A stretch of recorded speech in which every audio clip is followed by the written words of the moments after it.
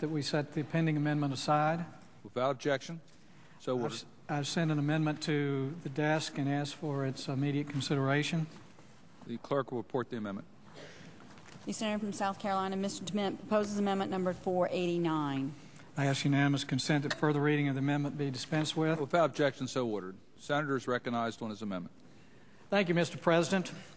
I think as we all came into this debate on the first Democrat budget, a lot of us had high hopes. If you think back to the November elections, it seemed, at least for a few months, that Republicans and Democrats in many ways were saying a lot of the same things. We all decided it was very important that we stop wasteful spending. We talked about reducing the debt.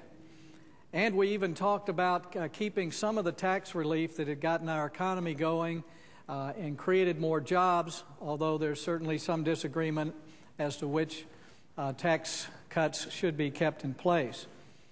I think as we see the Democrat budget at this point, there are certainly a number of us who are disappointed, particularly as you see that this budget allows crushing tax increases to hit Americans at every income level, as well as tax increases on the businesses that provide us all our jobs.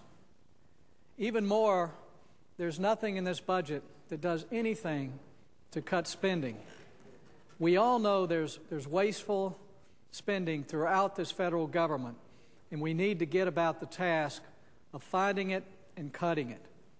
Perhaps the worst example of wasteful spending is when we take the taxes that people pay for Social Security, and instead of saving them, we spend it on other things.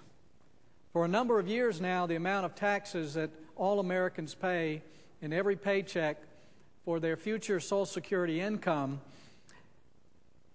they have actually been more than we need to pay the benefit of current retirees. It's what we refer to as the Social Security surplus. But instead of saving this surplus over the years, we take that money and put it in the general fund and spend it on all kinds of things. Even worse than spending Social Security on other things is we do not count it as debt when we talk about the deficit every year. So using the Social Security money is actually a way to hide even more wasteful spending without counting it as debt. Now, everything we borrow from Social Security, we put an IOU in this so-called trust fund with this idea that someday we're going to pay it back.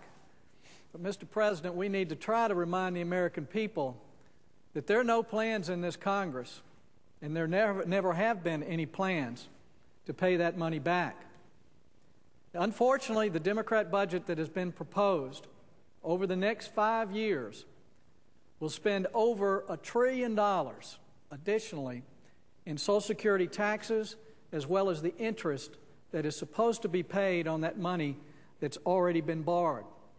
So the money that should be saved for the future of Americans in their retired days is being spent every year, and it's being used to conceal more and more wasteful spending. A lot of us have heard the news reports over the last year or two about the number of corporate pension plans that are going broke. The reason for that is over the years, not enough money has been put in those pensions to allow the companies to actually pay the benefits that have been promised. We call that an underfunded pension plan, and it's creating huge problems for us throughout our country and for a number of workers who are counting on those pensions in their retirement. But as we consider Social Security, it is a pension plan.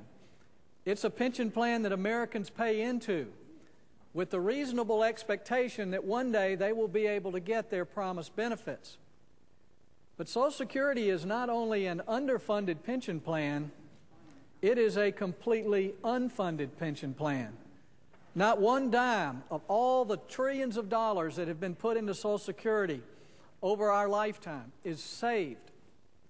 And like I said before, it's actually being used to obscure a bigger debt and to obscure more and more wasteful spending at the federal level. I commend Senator Bunning for his amendment that would require that our budgeting needs to not budget these Social Security dollars for other spending. I think it's very important that we take this a step further.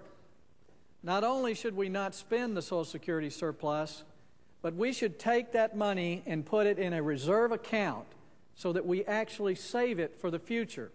Instead of giving it to the general fund to spend on anything that we can come up with in Congress, take the Social Security surplus. The cash itself will be about $80 billion this year.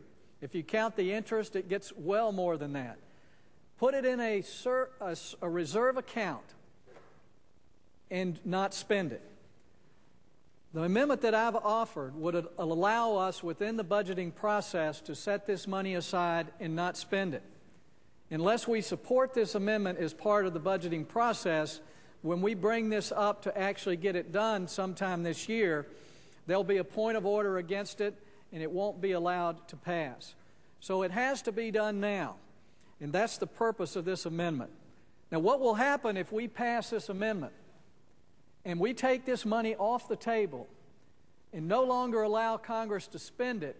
Then we're going to have to be honest about our debt.